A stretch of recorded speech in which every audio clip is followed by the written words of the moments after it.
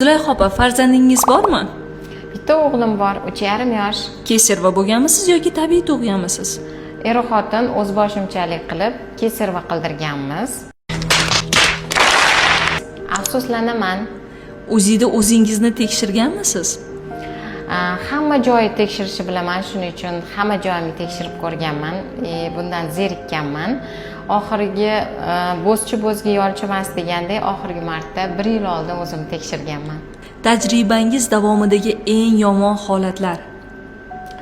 Shu har doimgidek homiladorlarim yig'lab kelsa, abort qildirmoqchi bo'lsa, ayniqsa jins masalasida xafa bo'laman. Yuragim og'rib, hapqirib ketaman. Agar bolasida nogironlik bo'lsa, uni oldirish kerak bo'lsa. Kulguli holatlar ham bo'lganmi? Kulgili holat bo'lgan.